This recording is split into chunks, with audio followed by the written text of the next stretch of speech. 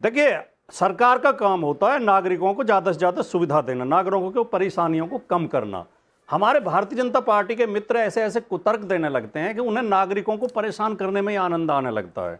विजय शर्मा जी कह रहे थे कि परेशान कौन हो रहे हैं, वो हो रहे हैं और वो हो रहे हैं, यानी जिन्हें आप परेशान करना चाहते हैं वो परेशान हो रहे हैं। आप किसी को परेशान ही क्यों करना चाहते हैं? सरकार का काम परेशान करना थोड़ी होता है, सरकार का काम तो लोगों के चेहरे पे खुशी लाना होता है। राजकुमार भाटी जी, या तो आप माफी मांग के जाएंगे, आपने टीवी के ऊपर भले टीवी के ऊपर झूठ बोला है। मैं आपको अभी नंबरदारी का सर्टिफिकेट दिखाऊंगा सरकार का जारी। एक चौकीदार को बाकायदा सरकार से मिलती है, मानदेय मिलता है, थोड़ा मिलता में होते हैं नंबरदार, बता दो मुझे। मैं आपका पड़ोसी, मैं हरियाणा का रहने वाला हूँ, आपको अभी सर्टिफिकेट दिखाऊंगा टीवी के ऊपर। मुस्कुराहट लाना होता है, उन्हें सुविधाएं देना होता है। सही बात है। तो आप 4-5 डॉक्यूमेंट ये तय करते हैं अगर कि भाई ये हमारे नागरिकता के प्रमाण पत्र होंगे, तो इसमें कौन सी आफत आ जाएगी, देश को कौन सा नुकसान हो जाएगा?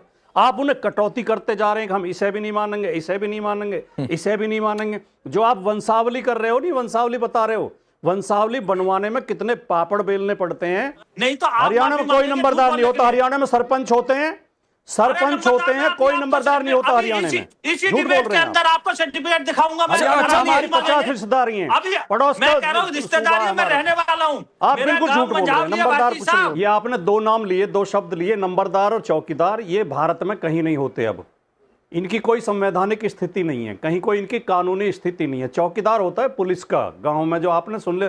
मुझे ऐसा लगता है, माफ करें, मैं आपके ऊपर कोई आरोप नहीं लगा रहा, कि विजय शर्मा जी बहुत दिन इन्हें गांव छोड़े हो गए, बचपन में आ गए होंगे, कभी कभी जाते हैं साल 2 साल में तीज त्योहार पे। इन्होंने कहीं सुन लिया होगा कि गांव में चौकीदार भी होते हैं।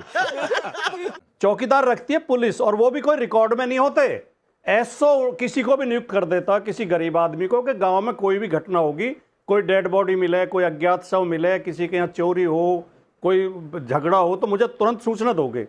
और उन्हें 1500 रुपए ऐसे ही मतलब ऑफ द रिकॉर्ड दे देते हैं, उनका कहीं रिकॉर्ड नहीं होता।